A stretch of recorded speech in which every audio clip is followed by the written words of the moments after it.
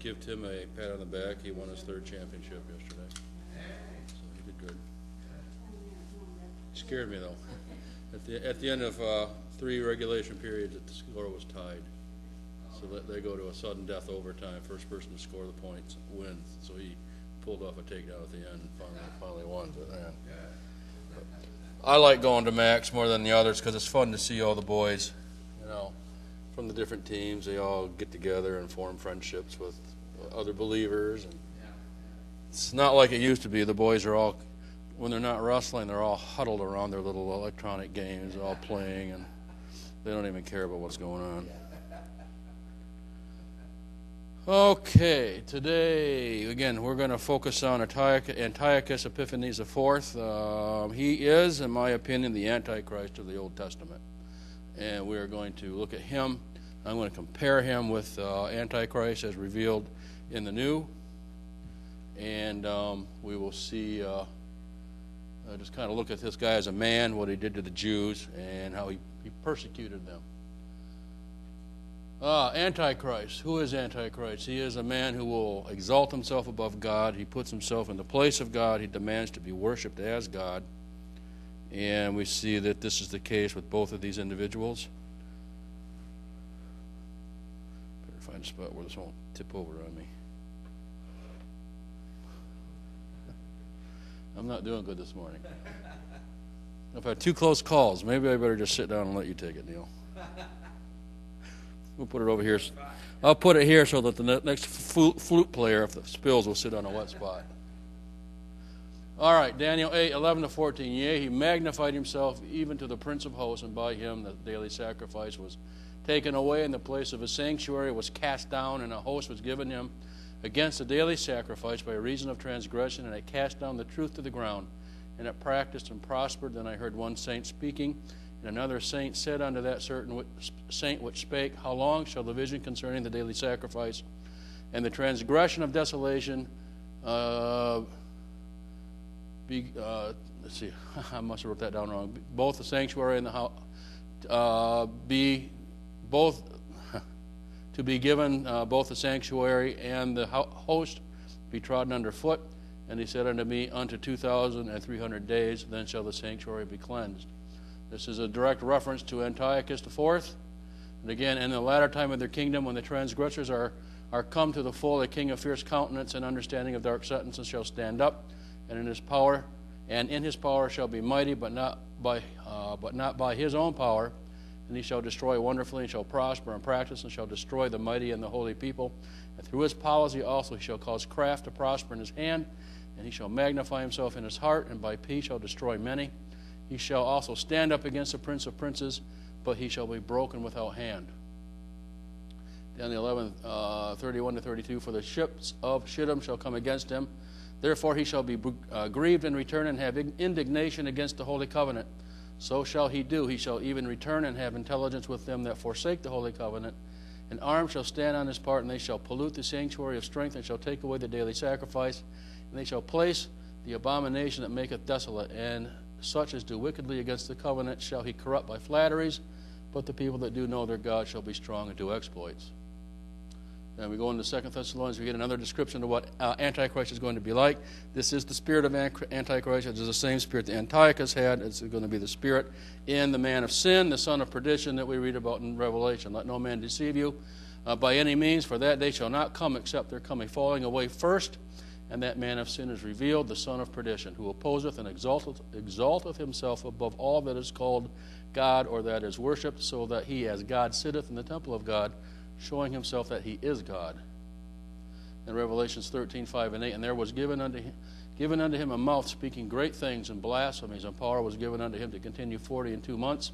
And he opened his mouth in blasphemy against God, to blaspheme his name and his tabernacle, and them that dwell in heaven. And it was given unto him to make war with the saints and to overcome them, and power was given him over all kindreds and tongues and nations, and all that dwell upon the earth shall worship him, whose names are not written in the book of life of the Lamb slain from the foundation of the world. So we're talking about Antiochus IV Epiphanes. He is, I believe he was the 8th king from Alexander the Great. He has ruled over Israel at this time. He has conquered them and brought them into the Seleucid Empire. And so he, as we talked about last week, he took to himself the surname Epiphanes, and Epiphanes is translated as manifest of God. He believed that he was Zeus or Jupiter manifest in the flesh on earth. He believed he was God, the great God. This is what he believed of himself, and his friends changed one word in the Greek word and called him Epiemes, which actually means insane or madman. I believe he is the Antichrist of the Old Testament. He gives us a good foreshadow of what Antichrist in the end times is going to be like, what his character is going to be, what his program is going to be, and how he is going to wage war against God and against God's people. So, I want to compare the two, Antiochus IV and Antichrist. We'll go through Scripture here a little bit and kind of show a compare and contrast of the two individuals. We see first that they both start small and they grow in power. Daniel 7:8 says there came up among them another little horn. Daniel 8:9, out of one of them came forth a little horn which waxed exceeding great. Then in Revelation we see that we have first 10 horns, 10 kings, then they give their power and strength unto the beast, and they surrender all their power to him, and he becomes the big dog on the block. Both rule at a time when the advent of Christ is near. Now Antiochus, he is ruling. The Old Testament period is coming to a close. We're only 150 years out from the advent of Christ. So we're getting close to the end. The first advent of Christ is just over the horizon. And with Antichrist, we also see that he rules near the end of the New Testament period when Christ's second advent will close out the period of the tribulation. We're talking about Christ's return when he comes and actually sets foot upon the earth and sets up his kingdom. Both are given power to persecute the saints of God, and it was given unto him to make war with the saints and to overcome them. And we will look, I'm going to read some passages today from 1st and 2nd Maccabees, and I want to make it clear again, I do not endorse these as inspired Scripture, but they are useful historical references as to what was happening at the time Antiochus was ruling and persecuting and waging war against the Jewish people and trying to stamp out Judaism. Each represents two periods of persecution. Antiochus, his persecution of the Jews preceded Christ's first arrival, and then the Antichrist persecution of the Jews and believers during the tribulation period that precedes the second coming of Christ. They both precede the arrival of Christ, and during both periods, faithful believers were willing to lay down their lives for the Lord's sake.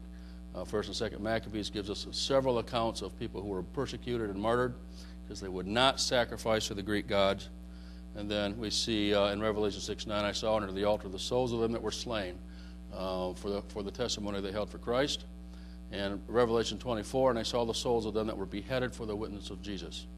So there is a period of great persecution, martyrdoms, and of those who are unwilling to bend to the demands of the Gentile king to worship him as God. And we also see they both blaspheme the God of heaven. Daniel 8:11, he magnified himself even to the Prince of Hosts. Revelation 13:9, in regard to the Antichrist, and upon his heads the name of blasphemy. And then Revelation 13:6, he opened his mouth in blasphemy against God. So one of the characteristics of Antichrist and Antiochus IV is that they blaspheme God. That's a part of their character. They believe themselves to be above God. They mock God. They do battle against God. And they do battle against the people that God loves and has chosen for himself. Both will use a form of false peace to achieve their aims. Daniel 8:5 says of Antiochus in prophecy, by peace he shall destroy many. Daniel 11:21, he shall come peaceably and obtain the kingdom by flatteries, by smooth words, by stroking everybody the way they want to be stroked. They're willing to accept him as king, and he takes the kingdom through his trickeries and his flatteries and his smooth tongue. And in Revelation 6:1, he that sat on him had a bow. This refers to the white horse. I find it interesting that he has a bow, but he has no arrows. He has power, but it seems to imply that he takes his power again through flattery, through false promises of peace, and he comes and takes the kingdom. Revelation 17:13, these have one mind and shall give their power and strength unto the beast. He convinces them all to surrender all their power to him, and he takes the power. He does not do it by force, but I see this man as being one of great charisma, maybe very similar to the way Hitler worked. Hitler was able to do a lot. He had a lot of charisma, a lot of personality, and he was able to convince the German people to surrender all their power to him, much to their shame and their destruction. Both will desecrate the sanctuary of the temple. Daniel 11:31 says of Antiochus, he shall place the abomination that maketh desolate. This is a reference to Antiochus is going to set up an idol to Zeus in the Holy of Holies, and then he will sacrifice unclean animals on the altar. And as a result, the temple will be considered defiled, and the daily sacrifice will stop. And so the temple is going to lie desolate for a period of time until it is restored again during the Maccabean revolt. Matthew 24:15, the Lord himself speaking prophetically of Antichrist, when ye therefore shall see the abomination of desolation. Antichrist, again, is going to do the same thing. I believe he sets himself up in the Holy of Holies, in the temple, and demands to be worshipped as God himself. He will set himself above the God of heaven. 1 Thessalonians 2:4, who opposeth and exalteth himself above all that is called God, or that is worshipped, so that he as God sitteth in the temple of God, showing himself that he is God. Both will be or appear to be an incarnation of Satan or a product of demonic possession. Genesis 3:15 says that it refers to the seed of the serpent. I believe that there's going to be some sort of a faux incarnation of Satan in Antichrist. The Scripture tells us that he will give his power to the man of sin. Daniel 8:23, referring to Antiochus, a king of fierce countenance and understanding dark sentences shall stand up. I found this interesting from J. Vernon McGee, and he wrote a book on a commentary on Daniel. He says the only adequate explanation of this verse and of the facts of history is that this man was demon-possessed. Whether he was or not, only God knows for sure, but he acted as though he was a man who was either possessed or driven by Satan's design. He was a tool in the hands of Satan. Revelation 13:4 says the dragon which gave power unto the beast. Satan will give his power into the dragon, into the beast, and whether through an actual incarnation or a possession or whatever, he's going to have a power beyond that which normal man has. He's going to have Satan's power to do as he will. And then we have both periods of persecution. They conclude with deliverance. The temple was desecrated by Antiochus on December 25th, 167 BC. He went in there, he put up the idol, and then sacrificed a pig and spread the blood all over the sanctuary in a deliberate attempt to desecrate it. And the temple and the sacrifice was taken away until it was rededicated again on December 25th, 164 by Judas Maccabee. And then ultimately the Jewish nation would finally be liberated from Seleucid occupation in 142 BC, and they would gain their independence for a period of time. Revelations 19:11-16, so some references there. Let's see here. Let's go here. We also see that both are broken without hand. Revelations 19:20, these both were cast alive into a lake of fire burning with brimstone. At the end of the tribulation, the beast and the false prophet are thrown bodily into the lake of fire. Now I want to read, Maccabees has an interesting description of the end of Antiochus, which I find to be, stay there.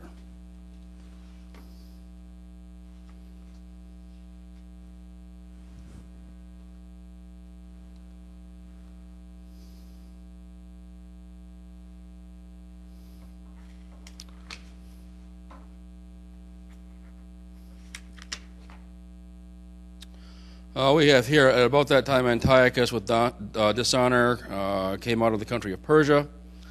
Therefore commanded he his chariotmen to drive without ceasing and to dispatch the journey, the judgment of God now following him. This is after he learns that the Jews have rededicated the temple. He wants to go back and take his revenge. For he had spoken proudly in this sort, that he would come to Jerusalem and make it a common burying place of the Jews. But the Lord God Almighty of Israel smote him with an incurable and invisible plague, or as soon as he had spoken these words, a pain of the bowels that was remediless came upon him, and sore torments of the inner parts. And that most justly, for he had tormented other men's bowels with many and strange torments. Howbeit he nothing at all ceased from his bragging, but still was filled with pride, breathing out fire in his rage against the Jews, and commanding to haste journey. But it came to pass that he fell down from his chariot, carried violently, so that, having a sore fall, all the members of his body were much pained. And thus he, a little afore, that thought he might command the waves of the sea, so proud was he beyond the condition of men, and weigh the high mountains in a balance, was now cast on the ground, and carried in a horse litter, showing forth unto all the manifest power of God, so that the worms rose up out of his body, out of the body of this wicked man. And while he lived in sorrow and pain, his flesh fell away, and the filthiness of his smell was noisome to all his army. And the men that thought a little before that he could reach to the stars of heaven, no man could endure to carry for his intolerable stink. Thus the murderer and blasphemer, having suffered most grievously, as he entreated other men, so died he, a miserable death in a strange country in the mountains. So Antiochus came to his just end, and obviously he was judge of God for his treatment of God's people.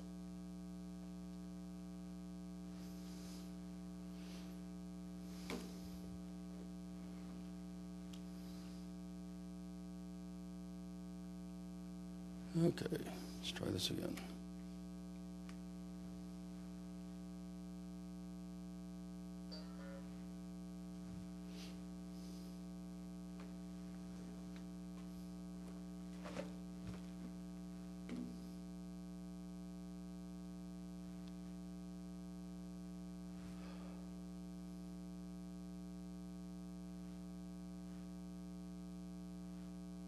We're not advancing, are we, all of a sudden? There we go. Let's see what this does. All right, here we go.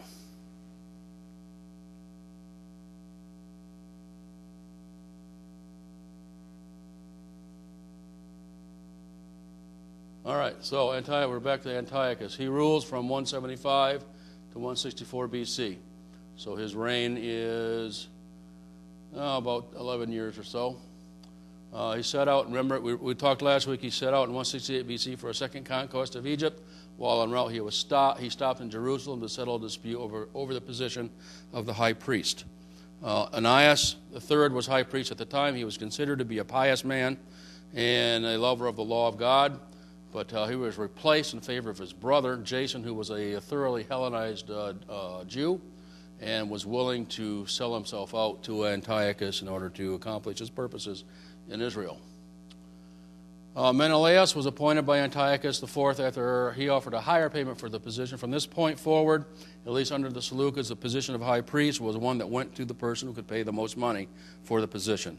It became only a religious position in symbol, but mostly it was a political position given for payment or for political favor. On his way, after he settled this dispute and put his guy in position as high priest in Israel, he goes on to Alexandria, where he's met by the Roman ambassador. And we talked last week how the ambassador meets him, draws a circle in the sand, and says, "You're going to stop your wars against Egypt, and you're not going to leave this circle until you tell me whether you're going to withdraw your armies or not. If you leave the circle before you give me an answer, we will consider us to be at war with you." So Antiochus backs down. He removes his armies and heads back. And he decides on the way he's going to take it out on the Jews. During his absence, a rumor spread in Jerusalem that he had died. So a rebellion begins, riots in the streets. They overthrow this guy Menelaus, throw him out. Jason sees an opportunity. He thinks that he can come in and take the position back. And he actually slaughtered thousands of Jews in order to try to get his position. So in 167, after his humiliation at the hands of the Romans, he comes back to Jerusalem and he begins his reign of terror over the Jews. He regarded the overthrow of Menelaus as rebellion against his own rule, and he was going to deal with him accordingly. He attacks the city, reinstates Menelaus as the priest. He executed as many as 80,000 Jews, and it's believed he sold another 80,000 into slavery. So, in order to strengthen his hold on Israel and in retaliation for the rebellion, he decides that he is going to enforce a strict and vigorous campaign of Hellenization on the Jews.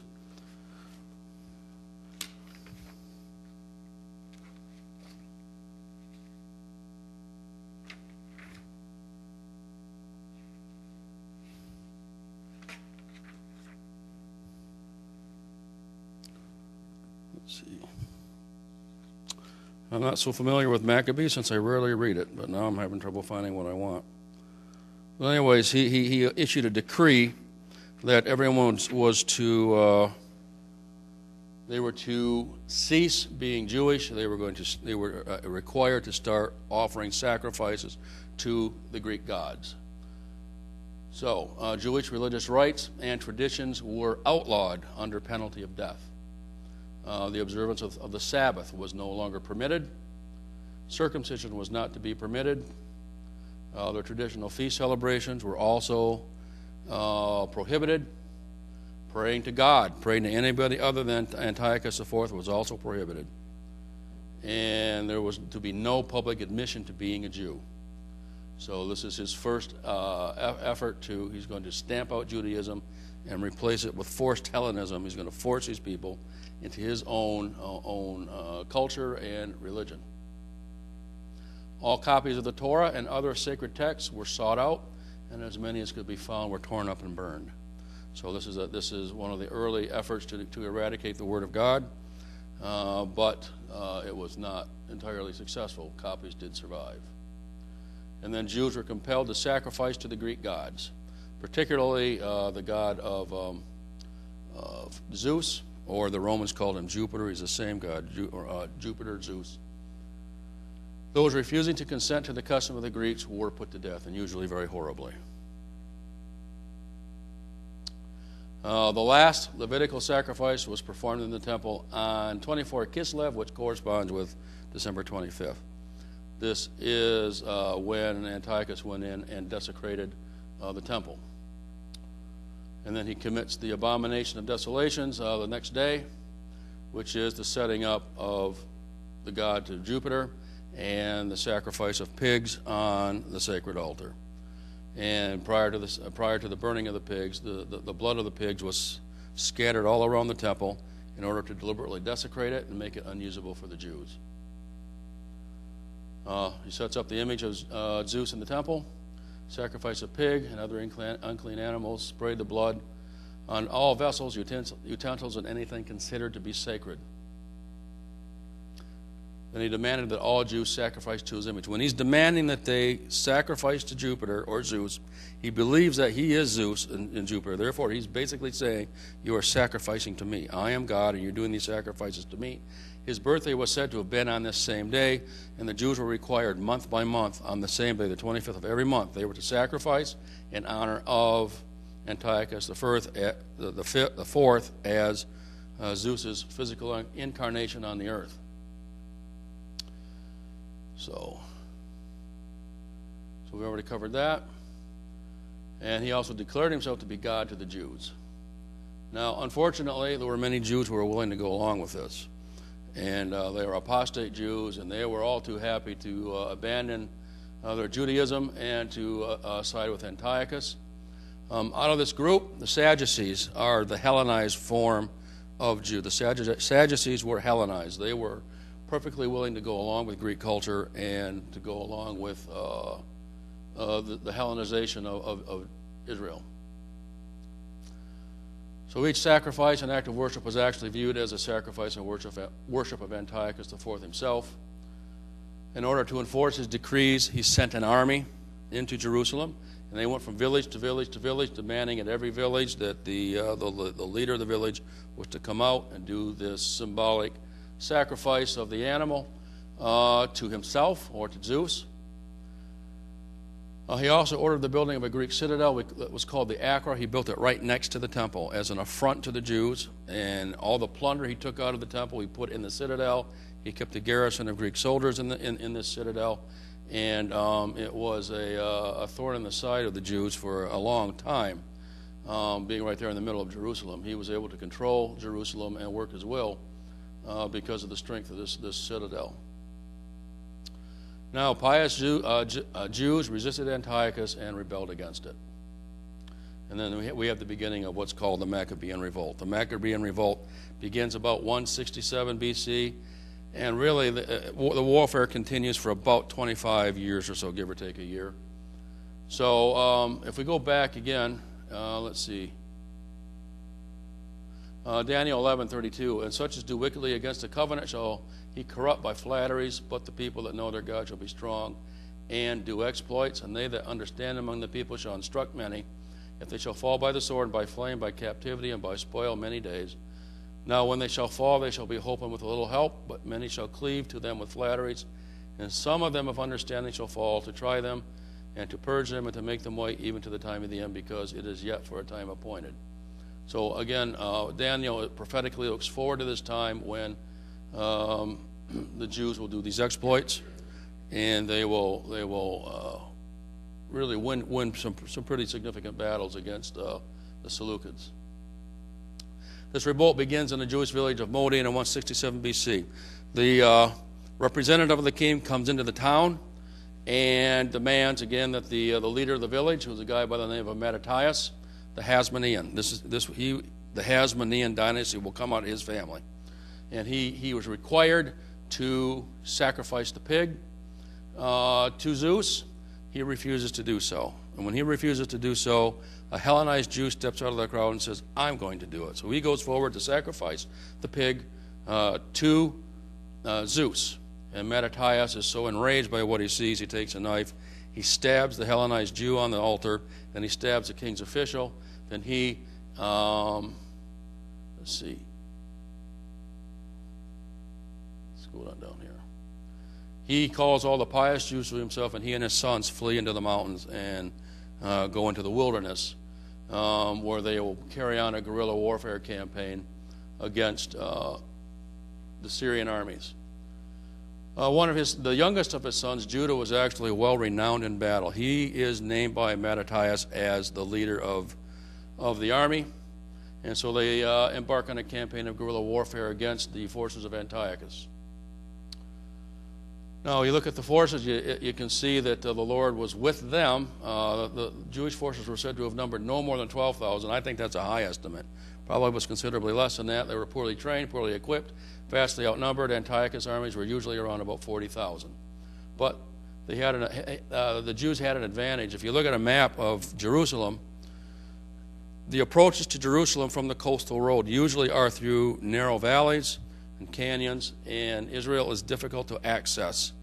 So Judah, knowing this, he takes advantage of this physical advantage, and he's able to set up ambushments all over the place and catch the Syrian army by surprise, and he is able to win many great victories, even though he is vastly outnumbered, by taking advantage of the terrain around Jerusalem. Now, the Maccabean Revolt was not just a war against the Syrians, it was also a kind of a civil war against the Hellenized Jews as well. So they sought out and they killed the Hellenized Jews, and whenever they found a child that was not circumcised, they forcibly circumcised the child to force him into a position of outlaw against the Syrian kingdom. Well, they tore down all the altars to Zeus in the cities where they could, and the circumcised infant boys that were uncircumcised, and they killed the Hellenized Jews wherever they could be found. So after only 3 years, with the exception of the citadel, Jerusalem was reclaimed by the Maccabees, and the temple was entered and ritually cleansed, with the daily sacrifices being reinstituted. So depending on how you reckon the counting, we're looking at about 3 years, and I'm not exactly sure yet how it lines up with the exact number of days before the sacrifice will be reinstituted. It's going to take a little more study on my part. So this is where we get the celebration of Hanukkah, the Feast of Dedication, that was established here. And this is why Hanukkah is always celebrated around Christmas time. December 25th, back in those days, was also the celebration, the Saturnalia, the celebration of Saturn, and which became Christmas for us eventually. But the Feast of the Dedication is around the same time of Christmas because it corresponds with December. And we actually have this referenced in John 10:28, and it was at Jerusalem, the feast of the dedication, and it was winter. So the feast of dedication was being observed at the time of Christ when he walked on earth. Also, traditional Judaism was restored again as a result of the reclaiming of Jerusalem and the temple. And even though they would seize control of Jerusalem, the Syrians would continue the war for several more years trying to retake it, and they were unsuccessful at every try. Now we have Rome coming into the picture here now. Judah, in an effort to secure Israel's position, he sends a representative to Rome to seek an alliance, and Rome agrees to the alliance. So now Rome and Jerusalem have a formal alliance with each other, and Rome agrees to come to the aid of Jerusalem, and the Jews will come to the aid of Rome in the event of warfare. And in 142 BC, a Greek king by the name of Demetrius, having been worn down by the guerrilla warfare, he was tired of the fighting. He decides he's going to sign a treaty with the Jews, and he gives them full independence in 142 BC. So now, from now until the time that the Romans take up position there, Israel has independence for just a little bit less than 100 years. Simon, he's the last surviving son of Mattathias, is made high priest and becomes ruler of the Jews, and he establishes the beginning of the Hasmonean dynasty. Now, the Jews understood that a king must come through the line of David, and the Hasmoneans do not come from the line of David. They understood that, therefore, at least Simon in the beginning would not call himself a king. Rather, he called himself president, leader, prince, or something other than king, but his descendants would not observe this distinction, and they would begin to rule as a ruling royal dynasty. And it's interesting to see as you study this that while the Maccabees start out with the best of intentions, it is quickly corrupted by their descendants again, and they go right back into their sinful ways. They go right back again into their desire to Hellenize the culture, and there is nothing but trouble for Jerusalem and the Jews with when the descendants of Simon become the rulers. 5 more minutes. All right, Simon's son, Yochanan Hyrcanus, succeeds him. He goes the other direction. He embarks upon a campaign to forcibly convert people to Judaism, whereas the Greeks tried to force him to convert to paganism. He goes the other direction. And among these forced into Judaism is a region called Idumea, and this is where Herod the Great would come from. So the Idumeans, even though they may be Jews, or I think they're Jews in name only, they're forced to be Jews at the point of the sword. And we know that you cannot make a convert at the point of the sword or the barrel of a gun. It has to be a change of the heart. He's succeeded by Alexander Yanai, a thoroughly Hellenized Jew. He sides with the Sadducees against the Pharisees in a conflict in Jerusalem. And he executes 800 Pharisees after first ordering them to watch the slaughter of their own families. So we have a long period of bloodletting and violence in Jerusalem at the hands of these Hasmonean rulers. They're no better than the Greeks were at this stage. To add insult to injury, he ordered a great Greek festival with games and all that to occur at the same time while the Pharisees were being put to death. He dies, and his widow is his successor for about 4 years. And she has a relative period of peace during her reign. She has 2 sons, Hyrcanus and Aristobulus, and they contend for rule over Jerusalem. Hyrcanus is the weaker of the 2, and he's advised by a guy by the name of Antipater, and his son is Herod, and he will eventually come to the throne in Jerusalem. Rome was asked by both brothers to settle their dispute, and they're happy to oblige, and Pompey sends his army into Jerusalem in 63 BC, and this is Rome's first military presence in Jerusalem, and they will not leave. They're going to be there for a while. So Judea is an annex to the Roman Empire, and the Seleucid Empire is now permanently abolished. So the Greeks are done. The Romans are now stepping onto the scene, their kingdom in the progression of Gentile kingdoms is now in power. So, I think, let's see, Herod the Great becomes king of Judea as a vassal to Rome in 37 BC. And then in somewhere between 6 BC and 4, it seems like a contradiction. Jesus was born, but the calendar, there's dispute on the calendar and the dating. So they believe that Jesus was born either 6 BC to 4 BC. And King Herod dies when Jesus is about 2 years of age. So this is just a quick overview. We're coming right down now to the arrival of Christ and the events that have happened in the century before he comes. The chaos really that Israel is in. Israel is now being ruled by very ungodly, wicked men, both as kings and the high priests. They're all ungodly and thinking only of their own power. So that's where we end today. Any questions or comments so far? Yes, Mike.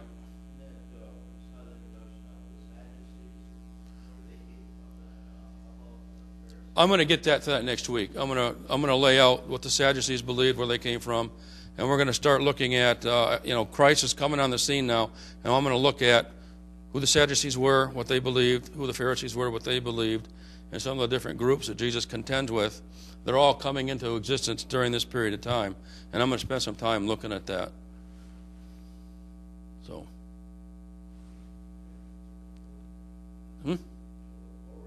yeah, I'm sure you will. Okay, any other questions or comments?